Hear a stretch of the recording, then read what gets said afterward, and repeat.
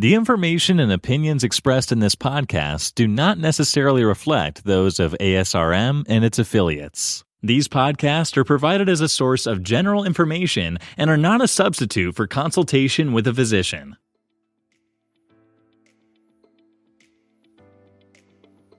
So the question is, why do we need to dilute the submissions by sending some of them to another journal? But in reality, over the past few years, the acceptance rate at Fertility and Sterility has dropped so much that there is really lots and lots of very good science that has to go elsewhere. It has been 70 years since the publication of the first issue of Fertility and Sterility, and the publishing landscape continues to evolve towards more open access journals. We will talk about new offerings from Fertility and Sterility today on the podcast. Welcome to ASRM Today, a podcast that takes a deeper dive into the current topics in reproductive medicine. I am Jeffrey Hayes. Our guest on the show today is Dr. Rick Paulson, and we sat down to talk about the new open access journal F&S Reports. I began our conversation by asking him, why do we need a new journal from Fertility and Sterility in 2020? Right, great question. And that was actually the question that I attempted to answer in the opening editorial of F&S Reports.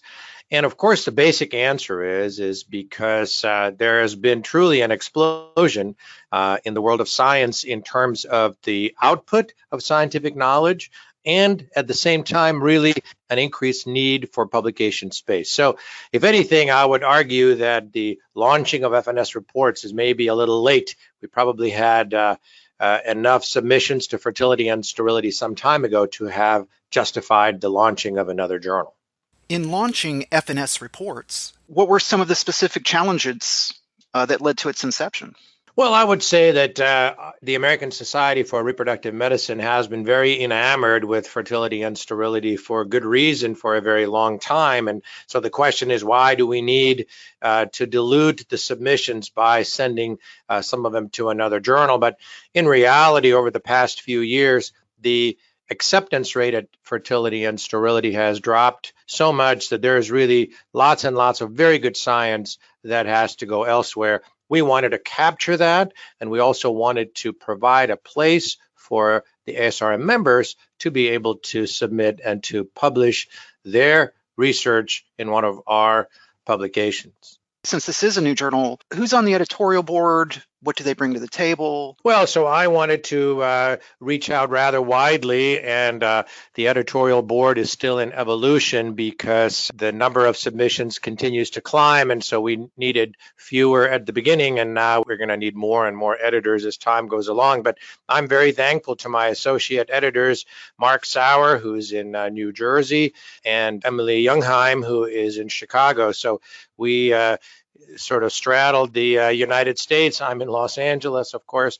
We've also added on a new associate editor, Pietro Bortoletto, who is in New York City and is a fellow and is, in fact, helping us with social media posts. He handles some of the case reports and so on. And I really wanted to have the broad spectrum, not only covering reproductive endocrinology, urology, embryology, and so on, but also really the interests of older members, perhaps more senior members like myself, as well as younger members of the ASRM, people who are in fellowship or finishing fellowship in the near future. So would you say then that that is more of a target audience the journal is looking for? If not, what's the type of audience that will be looked for here that will be different from just Fertility and Sterility or F&S reviews? Well, I mean, I think we all as fertility specialists are the target audience probably of all of the reproductive journals. I'm hoping that F&S Reports, because it is a new journal and because it is open access, should have the ability to publish some of the less comprehensive scientific reports that I think will make it into Fertility and Sterility. So if there's a large prospective randomized trial that encompasses 10,000 patients, that will go into Fertility and Sterility, whereas F&S Reports accept case reports and case series.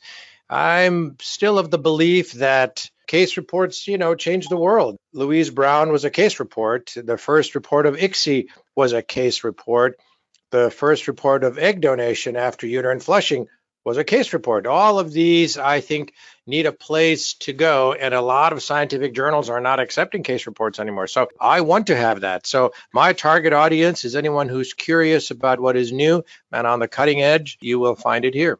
With open access, more people will have access to this information. Does that also mean that you will be accepting more types of authorship, maybe than previously that had not been accepted with the original Fertility and Sterility? Well, Fertility and Sterility get so many submissions that they really do have to limit what they accept to those articles that are going to be quoted the most, that are going to be the most impactful. And by that, I mean affecting the impact factor of the journal, because you have limited space. So that's what you got. The F&S reports still is new. We're receiving now between 20 and 30 submissions a month. And that does not mean that we publish everything. I would say our acceptance rate is probably around 50%, but certainly we are open to the possibility of other submissions and other kinds of articles that we hope to publish. As this is a new journal, is there an impact factor, and does it appear in PubMed?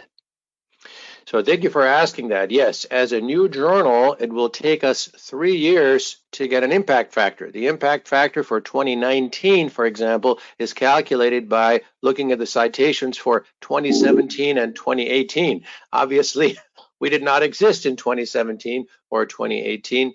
So there are no citations and we have no impact factor. It'll take about 3 years for us to be able to do that.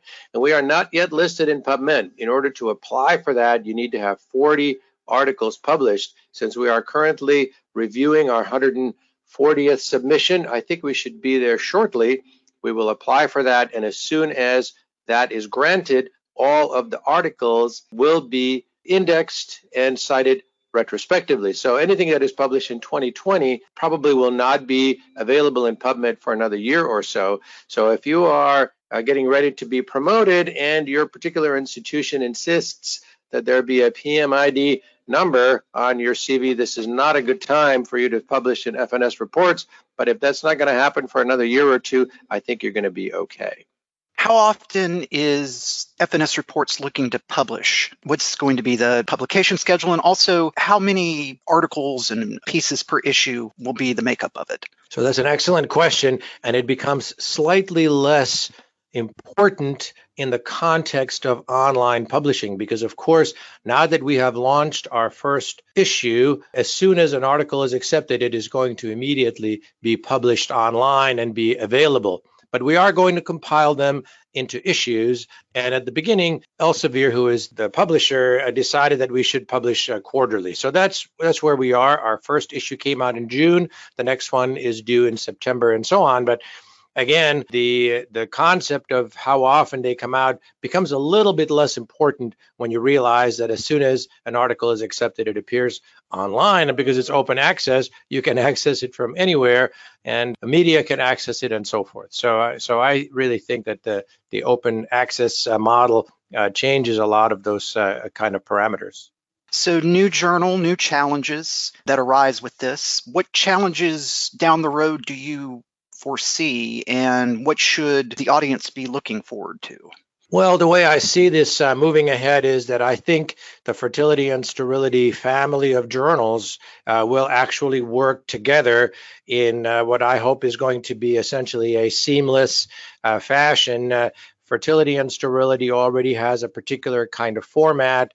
As you know, at the beginning, there is always a views and reviews. There's a number of editorials, and then a number of original submissions, which are typically accompanied by an editorial. And the F&S reports will have mini reviews and case reports and other sorts of things that I think can actually complement the F&S structure. Then we have F&S Science, which specifically targets an audience that's going to be interested in more basic scientific kind of publications. And then, of course, Reviews, which is designed for very large, comprehensive reviews, which right now also cannot be published in Fertility and Sterility, which limits its reviews to the Views and Reviews section. So I really see a symbiosis between these four journals as they work together and move ahead and really provide the optimal platform both for our members to be able to publish as well as for our members to be able to access this content and be able to use it in the way they want. Thank you so much, Dr. Paulson. Do you observe a change in the science being published in fertility and sterility? Well, yes, I would say one of the pleasures of launching the new journal was the exercise of going through and looking at the original publication, the original issue of Fertility Sterility published in 1950, and kind of observing how different things were back then and how things have progressed in the ensuing 70 years. And it is clear, of course, that the science is different, it's more advanced, but it is most importantly of a much higher quality. Even when I was a fellow in the 1980s, still many of the publications, probably most of the publications in fertility and sterility were retrospective case series and series reports. The notion that prospective randomized trials were going to be common really was a dream, and they really are common now. The bar has been set higher and higher. All prospective trials have to be registered ahead of time to make sure that negative trials are not lost. The scientific rigor, data analysis, and so forth has really improved and is much more rigorous now than it used to be. This, I think, is very important for the advance of the field and for the ability for us to disseminate this information in a meaningful way. The new trials are much less likely to be biased. They're less likely, therefore, to lead us astray, take us down the wrong path, and so on. So I really think that there has been a big change. That same scientific rigor, of course, is going to be brought to these new journals. We want to make sure that the science that we publish is of the highest quality, reproducibility, and therefore leads us to meaningful results and conclusions. F&S Reports is an open access journal. What is the advantage of an open access journal? So open access journal means that the authors normally pay for their articles to be published. And that means that the reader has immediate or open access to all of the content wherever you are. The great advantage of that is that there is no need to download any of the articles and keep them in files because they're wherever you go. You can access the journal from your tablet, from your computer, from your smartphone, wherever you are. You say, oh, I remember there being an article. You simply open up the website, touch it, and it appears instantly. So this clearly is going to be the wave of the future. I think it is the future of publishing and will be far more prevalent than it is today. I would point out that some articles that are published, for example, in Europe, are mandated to be published under the open access format because the funding source feels that if they are giving you money for the study, they are also giving you money to publish it in a way that the public can access it immediately. I would point out that for us at Fertility and Sterility Reports, the publication fees are waived for calendar 2020. So this is actually a window of opportunity for young investigators that would like to publish with us. Now is the time to do it. There are no fees until 2021. What part of this inaugural issue, then, would you like people to be aware of? Well, I have to tell you that I've been a great fan of fertility and sterility my entire life. And so the fact that I was given this opportunity to help launch this journal, I took very seriously. So in addition to my editorial, a new journal, which of course mirrors the opening editorial of Fertility and Sterility from 1950, which was also entitled A New Journal, I have three, I think, very important editorial contributions. The one I'm very happy about is the Noyes, Herding, and Rock Revisited. Everyone knows that the first article in Fertility and Sterility in 1950 was the Noyes, Herding, and Rock paper on endometrial evaluation. It was a paper that introduced the concept of endometrial progression and that it could be evaluated. We're still using it today. It's still a matter of some controversy. And so I asked Harvey Kleiman, a gynecologist and pathologist, to write this retrospective, putting that paper into perspective. And I very much enjoyed reading it. I think the readers will as well. We also had Alan DeCherney and his collaborator Olivia Carpinello write an article called Impact, where they actually looked at the members of the original editorial board and put them into perspective and see what they accomplished. Finally, there's a look forward by Eli Adachi and Glenn Cohen called Reproduction Reimagined. Eli Adachi is one of our most brilliant thinkers, and his perspective on where reproduction is going and what the field will look like in a few decades, I think is very interesting and I think very compelling. So those are our articles at the beginning. In addition to that, of course, we have a handful of original articles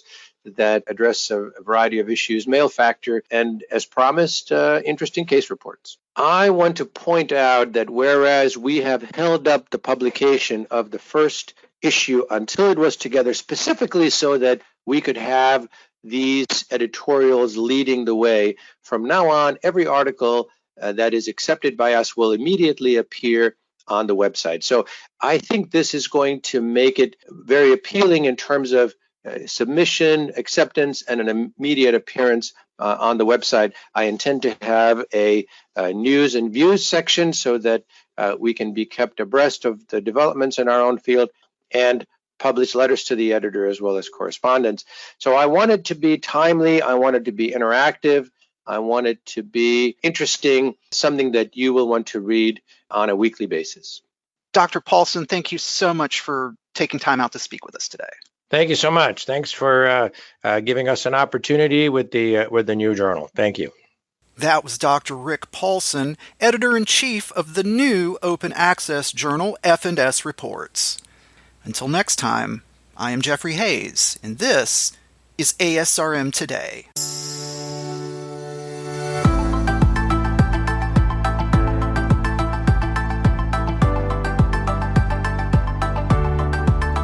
This concludes this episode of ASRM Today. For show notes, other information, and discussions, go to asrmtoday.org.